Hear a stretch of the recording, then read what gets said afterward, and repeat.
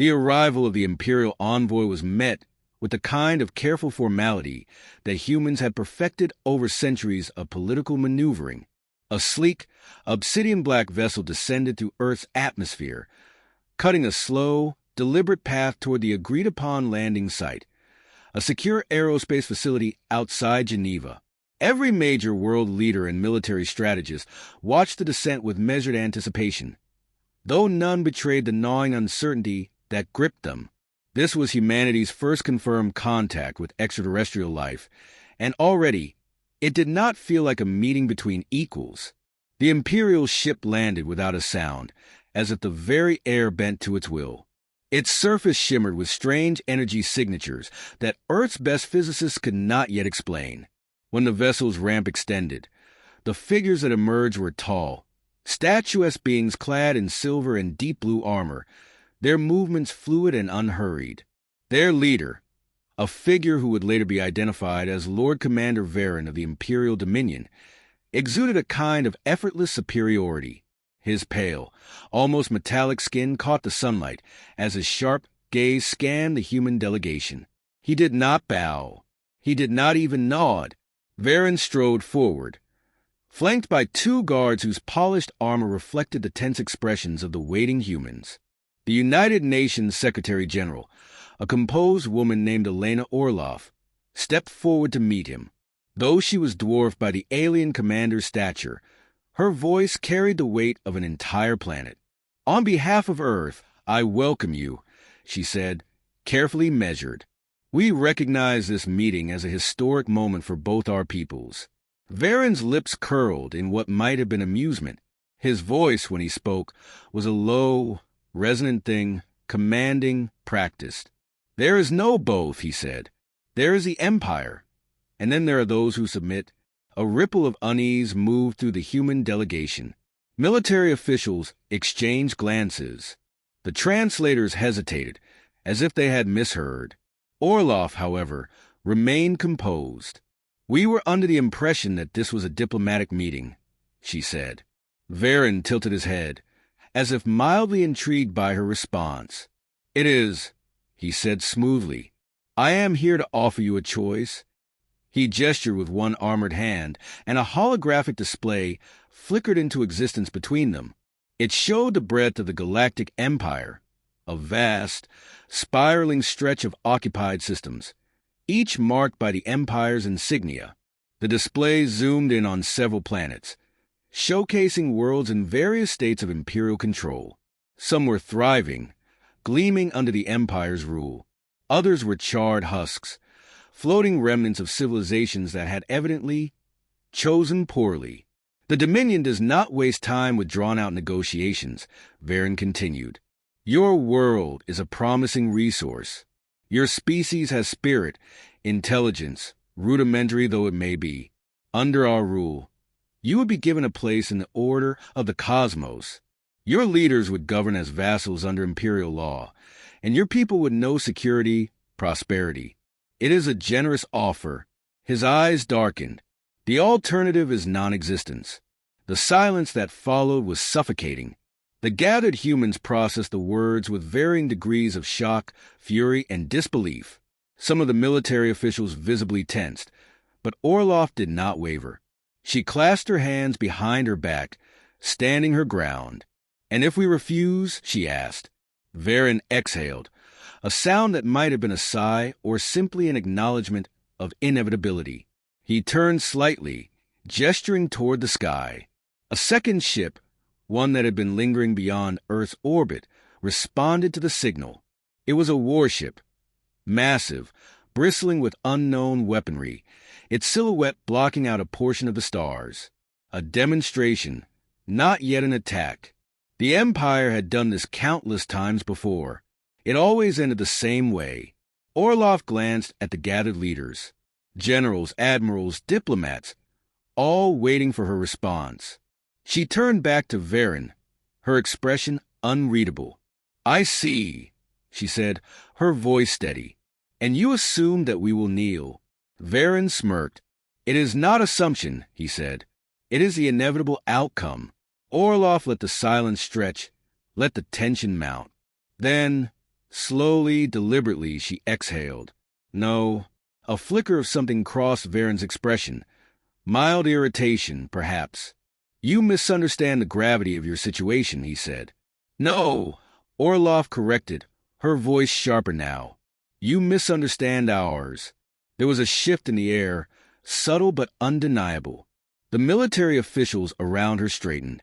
The tension in their shoulders eased, not in surrender, but in something else, something more dangerous. Varen's gaze narrowed. He turned slightly, issuing a brief command in his own language. The warship above adjusted its positioning, a clear threat. And yet, something was wrong. The moment he had turned his back, Orloff had given her own signal. High above, hidden among the debris of Earth's satellite network, something flickered to life. An experimental defense array, one the Empire had overlooked in its hasty assessment of Earth's military capabilities. Without warning, the warship in orbit trembled. Then, in a blinding flash of light, it was gone. Varen stiffened. His guards reacted immediately, stepping forward, hands moving toward weapons. But the humans did not flinch. Orloff did not move. The silence stretched, now carrying a very different weight. We are not primitives, Orloff said, her voice carrying across the tense space between them. We are not prey. She took a step forward, and for the first time, Varen did not seem quite so tall. You came here believing you could break us with fear, that we would bow at the sight of your might. She tilted her head slightly, as if studying him. You were mistaken. Varen's jaw tightened. He glanced at the sky, at the space where his warship had been. A moment later, he turned back to Orloff, his expression unreadable. This was a poor decision, he said. Orloff smiled. We'll see. And with that, humanity had drawn its line in the sand. The Imperial War Fleet arrived in full force, darkening the skies above Earth like a malevolent storm. The Empire had sent a punitive force, not their full strength, but more than enough to crush an uncooperative species. It was a declaration, not just a war, but of inevitability. Dozens of capital ships loomed in orbit, their hulls bristling with weapons capable of reducing entire continents to ash. Smaller strike craft ascended through the atmosphere, methodical and unhurried. The Empire had done this countless times before. Victory was never in question. Lord Commander Varen stood aboard the bridge of his flagship, watching Earth rotate beneath him. His patience, already thin, had worn to nothing. He had given the humans a chance. Their refusal had been irritating. Their destruction would be exemplary. Commence bombardment, he ordered. Across the fleet, orders relayed with mechanical precision. Weapons charged, targeting systems locked onto key military installations. The Empire's doctrine was swift and merciless. Cripple resistance in the first strike, then demand surrender before escalating to planetary occupation. A dozen superheated plasma lances fired in unison, each streaking toward Earth with devastating intent. Then, impossibly, they vanished. Not detonated, not intercepted.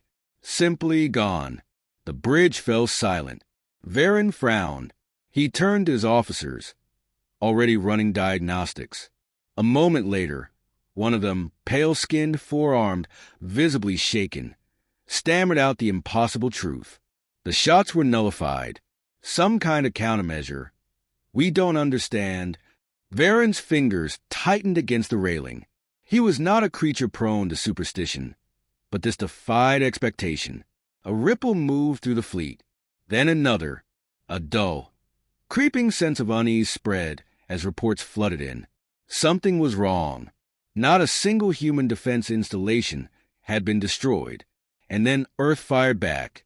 The first retaliation came from the surface, thin, needle-like projectiles that tore through the void with eerie precision. They did not explode. They did not announce their presence with fire and fury. They simply punctured the hulls of the nearest Imperial cruisers, slicing through their reinforced plating as if it were paper. A dozen ships shuddered. Systems failed. Entire crews died in an instant, vented into space. Then the second wave struck. Something shimmered above Earth's atmosphere. Energy signatures too faint to be detected before now. Satellites that had once been dismissed as outdated debris suddenly activated, revealing their true nature. Electromagnetic pulses cascaded through the Imperial fleet, shorting out communication networks and scrambling targeting systems.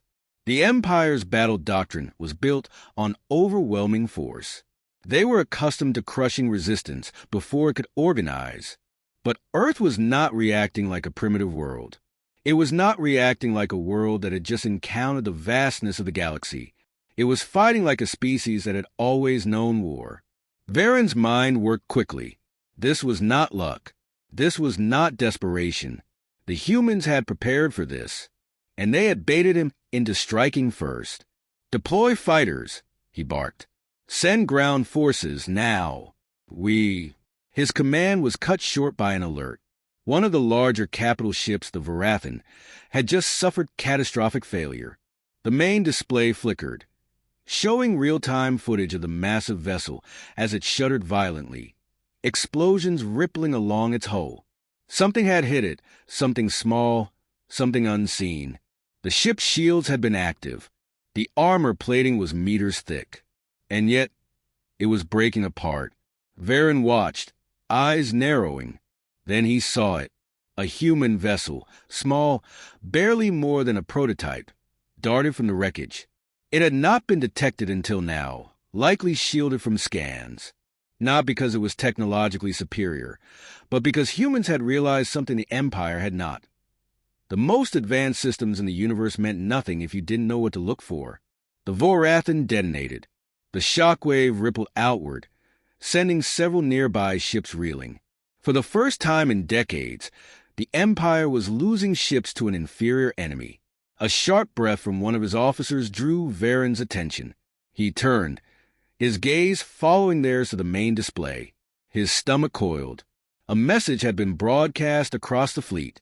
A simple statement: "Do not *CK with humans." The words burned on the screen. It was crude, undignified, entirely beneath the decorum of galactic warfare. And yet, it carried the weight of something undeniable. A warning, a promise. For the first time since the battle had begun, Varen hesitated. The bridge was silent. Officers waited for orders, for the assured voice of command that had always led them to victory. But something had changed. The humans had not been desperate. They had not been caught unprepared. They had been waiting. Varen clenched his jaw, his hands curling into fists. This was not over. But for the first time in his career, he was no longer certain how it would end. The Imperial fleet retreated beyond Earth's orbit, but it was not a surrender. It was a recalibration, a reckoning. Lord Commander Varen stood at the heart of his war council, surrounded by holographic projections of the unfolding conflict. The humans had wounded the Empire's pride, but pride could be restored.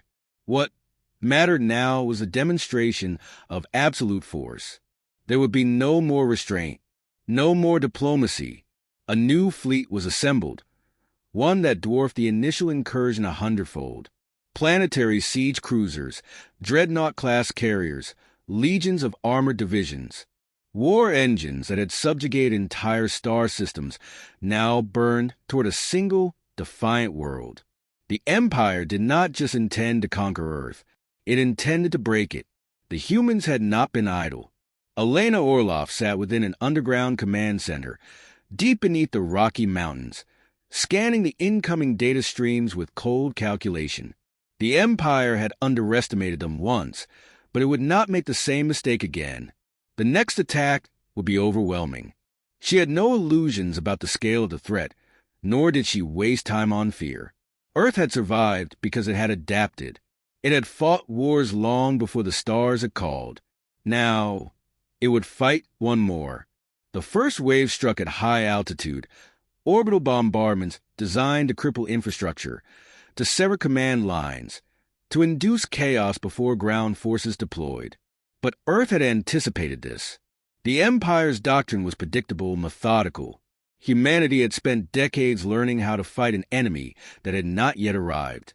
Their satellites were not merely for observation. They were weapons, orbital railguns, kinetic kill vehicles, cloaked strike platforms, all of it activated in coordinated unison. The Empire's ships, built for brute force sieges, were unprepared for the surgical precision of Earth's defenses. Kinetic projectiles, fired at relativistic speeds, punched through their hulls with pinpoint accuracy. Some ships fell from the sky in flames. Others simply ceased to function, drifting lifelessly before impact. But for every vessel lost, a dozen more surged forward. The second wave breached the atmosphere. Varen watched from his command deck as dropships and armored walkers descended in perfect formation. Cities burned. Military installations crumbled. This was how it was meant to be. The humans had been clever, yes, but cleverness could not hold against raw, unrelenting force. This was war as the Empire understood it. Order imposed upon chaos. But something was wrong. His forces advanced, but not without resistance. Not the frantic, scattered resistance of a dying world, but something else. Something organized, calculated, as if the humans had been expecting them in precisely these locations. The first battalions landed in city centers, prepared to engage civilian populations, only to find them empty, streets abandoned, buildings eerily silent. Then the traps triggered. EMP mines detonated in cascading waves, scrambling the targeting systems of the Empire's war machines. Urban environments, which should have provided clear firing lanes for the invaders, became labyrinthine death traps. Autonomous drones, barely the size of a man's fist, darted through the ruins, striking at exposed joints, weak points in the Empire's supposedly impervious armor. Guerrilla fighters emerged from hidden tunnels, striking fast, vanishing faster. In the open battlefields, things were no better. The Empire's mechanized legions faced an enemy that did not fight as expected. Human pilots, wired directly into experimental combat rigs, maneuvered with impossible reflexes. Vehicles operated on decentralized networks, shifting formations before Imperial commanders could counter. The humans were adapting in real time, and for the first time in Imperial history, they were not merely resisting. They were winning. The reports flooded in. High command stations obliterated before they could establish control. Key battalions isolated, communications severed. Imperial soldiers speaking in hushed tones, whispering of enemies that struck like ghosts. Entire divisions disappearing overnight. The humans did not fight for territory. They fought for attrition, for confusion, for the slow erosion of Imperial certainty. And it was working. Varen felt it. The creeping realization that the war was no longer following its ordained path. The Empire should have crushed this world. Instead, it was bleeding. Then came the worst report of all. A human fleet had entered the war. Not scavenged ships. Not stolen technology. Not improvised defenses. A fleet. For the first time, the humans were taking the fight beyond their atmosphere. Their ships, smaller, faster, unlike anything in the Empire's archives, were not engaging in traditional battle formations. They struck supply lines, ambushed troop carriers, disabled command vessels. And then came the message, broadcast across every Imperial channel, repeating in every language. We are still here. Varen's jaw clenched. His officers stood in silence. The weight of it settled over them like a burial shroud. This was not a war of conquest anymore. This was survival. And for the first time, it was not Earth that seemed in danger of being destroyed. It was the Empire. The war should have been over. Earth should have been another footnote in the Dominion's endless expansion. Yet, months into the invasion, the Empire was unraveling. Lord Commander Varen stood in the dim glow of his command chamber, staring at the tactical displays with an expression carved from stone. The vast, unstoppable war machine of the Empire had become sluggish, its movements erratic. It was no longer advancing with inevitability but reacting, adapting to an enemy it had dismissed as insignificant. And in doing so, something deeper had begun to break. The fleet was no longer unified. Reports of desertions had started as a trickle, isolated incidents dismissed as anomalies. Then entire battalions had gone dark. Ships that should have been hammering Earth's defenses had instead disappeared into the void, their commanders unresponsive. The Empire's doctrine, built on absolute obedience, was failing. Varen knew why. Fear, not of the humans. No, the Empire had crushed thousands of species before, but never like this. Never while hemorrhaging ships to an enemy that should not have been capable. The whispers had begun among the lower ranks, then spread through the officers, creeping into even the most disciplined minds. The humans were not just resisting, they were winning. It started with the Vortari, one of the Empire's most elite warrior races. Savage and disciplined, their loyalty had never been questioned until now. Their commander, High Warlord Kryn, had gone dark after a failed assault on the European front. Days later, the fleet intercepted a distress signal from one of its own cruisers, broadcasting an impossible message. We fight for those who fight back. A Vortari warband, once the Dominion's most ruthless enforcers, had defected. Not fled, not surrendered, defected. Then the Osiri followed, their entire armada refusing orders. They had seen the way humanity fought, not for conquest, not for dominion, but for survival. For each other. They had seen something the Empire had forgotten. It spread like rot.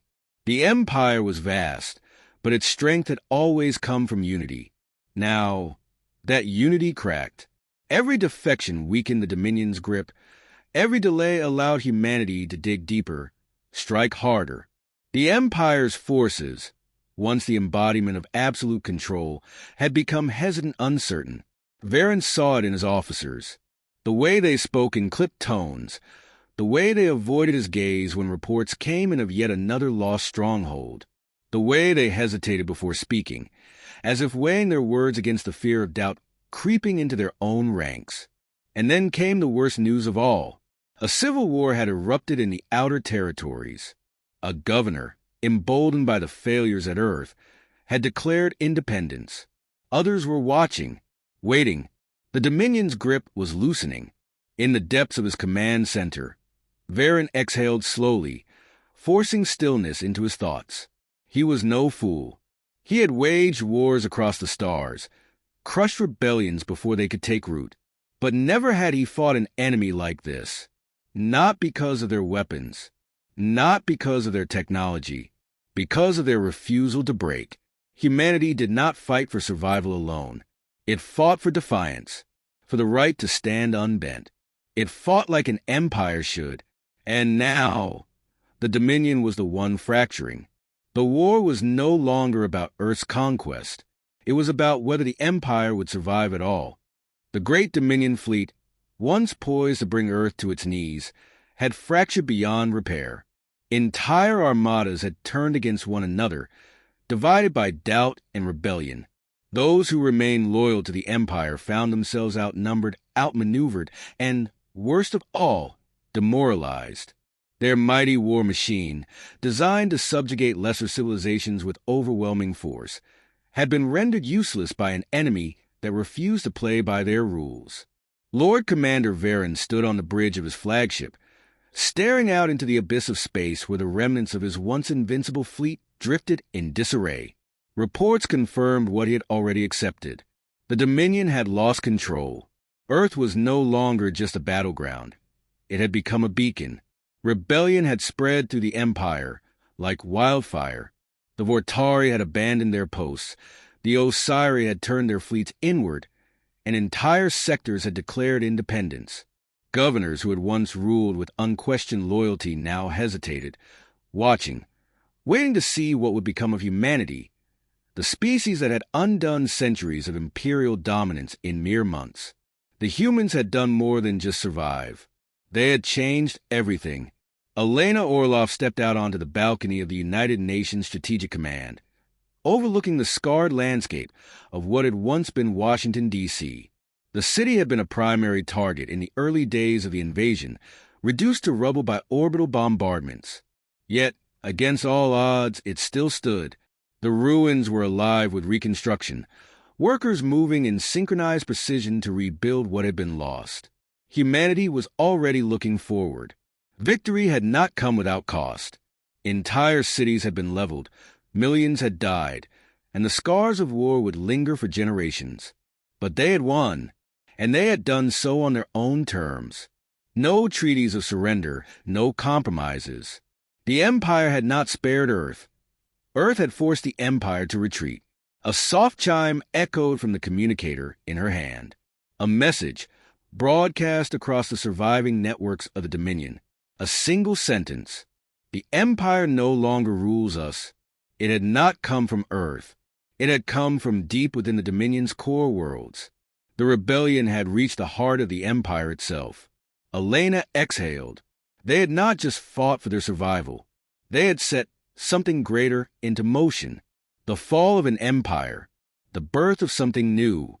For the first time in history, humanity was not just defending itself from the stars. It was rising to claim them.